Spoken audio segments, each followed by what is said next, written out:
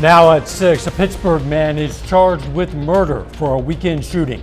Plus, we'll have more poll results from Missouri voters, this time focused around the issue of abortion. And an event promoting drug abuse prevention is back in Carthage for the first time since the pandemic with a twist. The 4 states' most watched news starts now. Prosecutors filed charges following Saturday night's fatal shooting in Pittsburgh. This is KOAM News at 6. Newly released court documents indicate the suspect fired shots at 3 addresses, all on the 100 block of West 23rd Street in Pittsburgh. When officers arrived, they found 2 women suffering from gunshots. 40-year-old Stephanie Short of Pittsburgh died at the scene. 46-year-old Velma Kuby was in stable condition with a gunshot wound. 39-year-old James Hamilton of Pittsburgh is now charged with first-degree murder and attempted first-degree murder, among other crimes. You can read a lot more details about this case on our website. That's KOAMnewsnow.com. The Joplin SWAT team last night helped secure a scene for a drug bust. It started just before 11 last night at a home at 1107 East North Street. Detectives served a narcotics warrant searching the house, a vehicle in the backyard, and a shed. JPD arrested a number of people, but they have not yet released the names or charges. Detectives also recovered a reported stolen motorcycle. Let's check in with Nick Kelly for a first look at the weather. After storms this morning, Dow, was nice that we got a breather, break in the action during much of the day, and looking good overall right now. I'm looking at partly to mostly sunny skies from our vantage point at 7th and Rangeline, but even though the radar is looking quiet right now, it's just getting a break in between rain chances. We have one good complex working on through early this morning. Keeping an eye on our southern counties to start the evening out. We can see some isolated storms try to pop up in our neck of the woods, but out here, these organizing storms are eventually going to head our way as we go into late tonight, especially early Thursday morning. In the short term, though, everybody's warm and muggy, most spots in the mid-80s. But as far as how the future track wants this evening to play out, again, we'll watch for any isolated storms along south of 44. These shouldn't pack a big punch. A break to start the overnight, then we'll deal with this complex of storms after 4 or 5 a.m. So definitely have the rain gear handy for the morning drive, and we'll see if rain chances still prolong itself in the extended forecast here in a bit now. See you then. Some students in Carthage, Missouri walked out of class today in support of abortion rights. Students who chose to participate left campus around 10 this morning. The walkout is in response to a leaked draft opinion from the U.S. Supreme Court suggesting the landmark abortion rights case Roe v. Wade might be overturned, and in opposition to a trigger law in Missouri that would ban abortion if the ruling is overturned. In a sense, this is my future and possibly the future of my children, and I want my children to have a choice to do what they want to do with their bodies. We reached out to Carthage High School to get the district's policy concerning student protests, but have not heard back. KOAM is partnering with other TV stations in Missouri that are owned by Gray Television for a series of polls on a variety of topics. The online surveys were conducted last week by Survey USA. Yesterday, we looked at primary voting and general election preference. Today, we look at answers to questions about abortion. Jordan Abbey reports. Close to 2,200 adults responded to this Survey USA question about abortion. Should Roe v. Wade remain the law of the land or be overturned? 47% of respondents said remain law of land. 31% said be overturned, while 22% chose not sure. Looking at demographics, 47% of white respondents chose remain law of land compared to 50% of black respondents and 42% of other races. 33% of white respondents chose be overturned. 19% of black respondents chose this option, while 28% of other races wanted overturned. 74% of Democrat respondents want Roe v. Wade to remain law of land compared to 30% of Republican respondents. 53% of Republican respondents wish the law is overturned compared to 13% of Democrat respondents. Out of close to 2,200 adults, 29% say abortion should be illegal, except for rape, incest, or to save the mother's life. 26% believe abortion should always be legally permitted.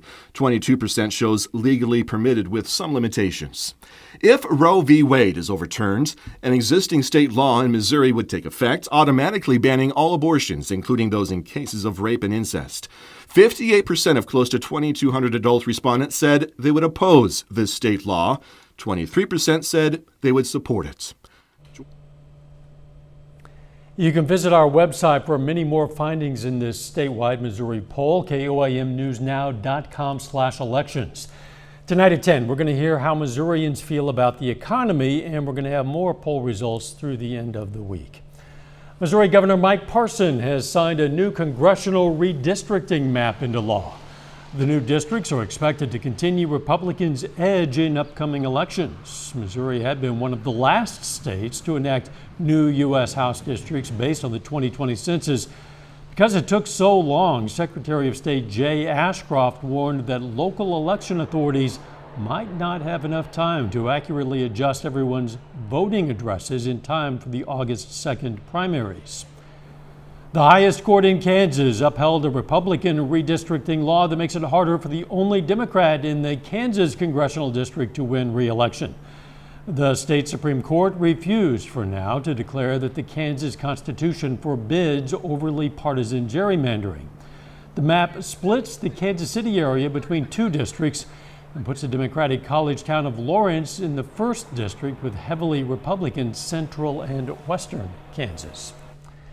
After taking a 2-year break due to the pandemic, an annual event to prevent substance abuse in children is coming back to Carthage, and with a spin. Once known as Mudstock, this year the event's going to become Sudstock. Instead of pits of mud, area youth will get the chance to run around in foam bubbles. The idea behind the name change is to promote being and staying clean.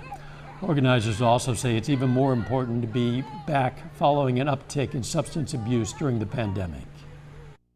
And then during the pandemic, mental health declined and substance misuse increased. And so it's more and more important for us to get that messaging out and to show them there are other ways to have fun and to deal with life stress rather than turning to substances.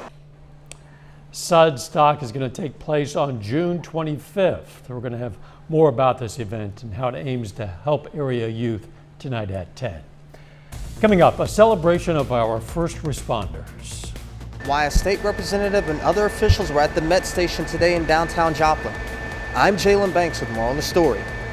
Plus, a local school district is going to be able to update its library thanks to a grant. An area emergency medical service is celebrating 4 decades of service to the Joplin community. KOAM's Jalen Banks has more on a special ceremony. This week is National Emergency Medical Services Week, and today Joplin's own Metro Emergency Transit System, or METS, is hosting an open house in celebration of their 40 years of service. The recognition of the job that they do is not always there. So as far as for me, I think just being able to honor and show the appreciation to the men and women that are doing this today, it's harder now than it's ever been. Before the name change, METS was known as GEMS, Joplin Emergency Medical Service. It was founded in 1982, and Jim Morgan, who was a part of the original EMS crew, was in attendance today and was happy to look back on his time then. It was pretty exciting to see some of these guys. I have kind of kept in contact with a lot of them over the last several years, but we obviously don't see each other very often. So it's really nice to come back to a common ground where we can all sort of reminisce and look at pictures and see what we did 40 years ago. METS has a staff of about 90 people, and in 2021 they fielded about 19,000 calls, 10,000 of which were emergencies. And in 2022 they are expected to surpass that number. And today they were recognized for their hard work, not just over the past year, but for the last 40. They were presented with 40-year resolutions from State Representatives Bob Bromley and Lane Roberts, as well as the office of Senator Bill White. Well, I don't know how you quantify how much respect I have for this organization, but I assure you that if you're the person who needs to be transported, if you're the person who has the medical issue, your appreciation for them is going to go way up. In Joplin, at the Met Station, Jalen Banks, KOAM News. METS was originally formed under the direction of 3 Joplin hospitals: St. John's, Freeman, and Oak Hill. Local elementary school is going to be able to restock its library thanks to a grant. The Laura Bush Foundation for America's Libraries gave a $5,000 grant to Southwest City Elementary. Only 300 schools in the country received the grant. This one is going to be used to update and diversify the school's library collection. We are going to be updating our Spanish collection. We have just that shelf right over there right now, but over 50% of our kids speak Spanish. So it's really important to me to have a collection that reflects that, and right now we don't. The grant program has awarded $1.5 million in library grants this year. A little bit later, we're going to hear from Pittsburgh High School's baseball coach after he coached his last game for the program. But first, even though we're dry to start this evening out, more rain chances, like it or not, they're lining back up. Forecast next. One of the biggest. We have been able to dry out nicely after the parade of thunderstorms that came on through late last night, early this morning. Let's head outside because it looks good to start this evening out, no doubt about it. Lender Chevrolet, the Cadillac dealer as well from the southeast side of Joplin, giving us this view overlooking 44. Traffic eastbound about to hit 249 before you head north, and then there's also 71 that can take you down south to Neosho, Goodman, and eventually northwest Arkansas. But no matter where you are, we all are getting a chance to dry out, just take a breather between all these rain chances, certainly after the parade of thunderstorms that came on through last night. Thankfully, not a lot of severe weather has passed on through, but we did have good outflow coming out from the storms as it approached the Joplin metro. In fact, that thin green line was a gust front that pushed a 63-mile-per-hour gust before 2:30 in the morning at Joplin Regional. That's why we had that quick severe thunderstorm warning out for parts of the area early this morning. Thankfully, not a lot of severe weather with that complex, which is good, and it gave us some more rain, about an inch on the average. But even though we're looking dry right now, I want to keep an eye on our southern counties where a few isolated storms could go over the next few hours, and certainly it'll be busy tonight tracking another complex of storms during the very late night hours. We just wish the rain could have spread out some of this warmth and humidity, but it just didn't do that. After we did drop back into the 60s this morning, so far the warmest we've been was about 87 at Joplin. So even though it looks nice outside, still warm and muggy, 84 degrees, even with that north breeze at 8, that dew point at 73, makes it feel sticky with feeling like 90 degrees. Most of us are in the mid to upper 80s, certainly feels like near 90 no matter where you are. And eventually temperatures will fall from the 80s down through the 70s and then mid 60s later on tonight as we keep an eye on our very far southern counties for some isolated storms between 7 o'clock and 11 o'clock tonight. And then this complex of storms getting its act together. That's the next complex that'll ride along our parked front on top of the region. And it's also being aided by this weak little upper level wave. I say weak, it's a potent guy, but a small guy riding along the jet that will also steer those thunderstorms eventually our way during the overnight. But in the short term, most spots will stay dry, but once you hop south of 44, there's where we could see some isolated storms. I don't think they'll pack a punch, but that's just something we'll watch as we go deeper into the evening, quite to start the overnight. Then there's 5 a.m. There's a complex of storms. They could be strong, but weakening as they work on in. We'll keep an eye on this still for any wind or hail potential out of this. Then we're going to dry out for the afternoon again and go partly sunny. But again, the rain doesn't scrub out the warmth or the humidity. 66 in the morning, 80 by noon. Highs back near 86, feeling like near 90 once again with the humidity still up there. Then we're going to focus on another cold front coming in on Friday. The day starts dry, but as we go into Friday afternoon, Friday night, and Saturday morning, we'll watch for scattered storms to develop along the front. Some of those could be strong to possibly severe. Then on down the road, this system will eventually clear out after we see a few more showers on Saturday. Dry Sunday. Then this slow upper level low, that will be in charge of keeping thunderstorm chances in the forecast through the early part of next week. 86 tomorrow, 84 Friday. Cooler, thankfully, down for the coming weekend. Highs are 72 on Saturday. And after we start in the mid-40s Sunday morning, 66 and looking good for Sunday. Yeah, chilly start to the weekend. It'll be refreshing, though, that's for sure. Yes, that's true. Still ahead, Webb City and Carl Junction square off tonight for a baseball district title. We're going to check in on that. And one of the most talented athletes in Southeast Kansas signs to play baseball at Pitt State. Jacob Leonard has that and more up next.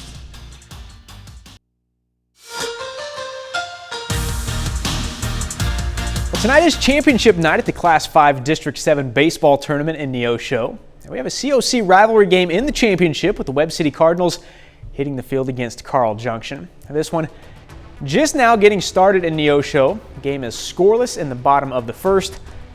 We'll have highlights and post-game reaction from the district champs right here tonight at 10. Well, tonight is also championship night for the 2A regional baseball tournament in Pittsburgh. And we have 2 semifinal games and a championship game on the schedule this evening. The tournament host Colgan Panthers facing Southeast in the semifinals this afternoon. The winner gets St. Paul in the championship game. Top of the first, Gus Keller gets things started for Colgan, rips it in the gap in right center. Keller in there for the double. Just 2 batters later, Kyson Bennett fights it off to opposite field. Keller comes in from third. Colgan gets 3 runs in the top of the first. Bottom half, check out Cooper Simmons behind the plate. Can't throw it any better. Nails the runner trying to swipe second. Right after that, Bennett would get out of the inning with the strikeout. This one's still going. Colgan leads 8-3 in the bottom of the fourth. The Pittsburgh Purple Dragons saw their season end in the regional tournament last night. The Purple Dragons fell to St. Thomas Aquinas 12-5 in the regional championship to finish as the runner-up. Now, last night's game was the final game in the dugout for Pittsburgh head coach Keith Matlock. Matlock has spent the last 10 years leading the Purple Dragons program, winning 129 games along the way. Now here he is after last night's game, reflecting on his last season with the team. We start out 2-3, and we're kind of wondering what we're going to be, and so we asked them to make some changes and do some things and grow up a little bit, and they did. And then, next thing you know, here we are, finishing up 16-6, league champions, hosting a regional. And so I'm extremely proud of these guys. They, for 3 months they did everything that we asked, and to everybody that supported this year, we appreciate it. And I'm proud of these guys, and I look forward to see what they're going to be able to do next year. You can check out our full story with Matlock on the sports page at KOAMNewsNow.com. Galena's Brett Sarwinski signs today to continue his baseball career in college. Sarwinski will stay in Southeast Kansas, signing today to play for Pittsburgh State. Sarwinski is an all-state baseball player, but he can do it all, man. I'm not kidding. He's the 2-time 3A basketball player of the year. He's an all-state football player. He got picked to play in the Kansas Shrine Bowl this summer. But now he heads to Pittsburgh State, and baseball will get his full attention. Between all of them, I love playing all the sports, really just when you get into one, you just start liking it the more you go. But now just focusing on one, it'll be a different experience, but I think I'll be able to handle it. Growing up, I've always been around Pitt State. My older brothers, they're playing football at Pitt State. I've always been there. It's just a great atmosphere to go to. And when you go there and you visit with everyone, it just feels like you're part of the family. That's it for sports. We're back with more news after this. Take time now to honor a local veteran. Thomas Pyle served in the U.S. Army from 1952 to 1954. The Nevada, Missouri native was provided security at the Panama Canal, and we salute Corporal Thomas Pyle, a four-state hero. To be the first to see breaking news, weather, and sports, why not download the KOAM News app? You can do it right now. It's absolutely free of charge. You'll find it in the Apple App Store and the Google Play Store. All you have to do is search for KOAM News app.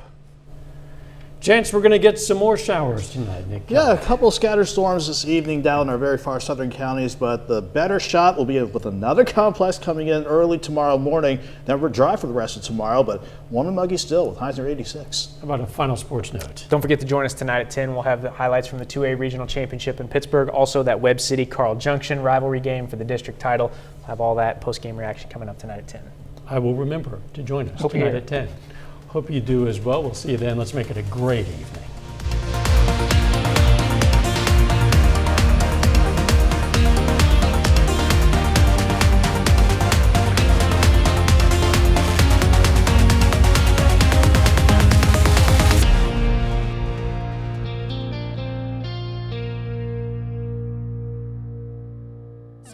services provided.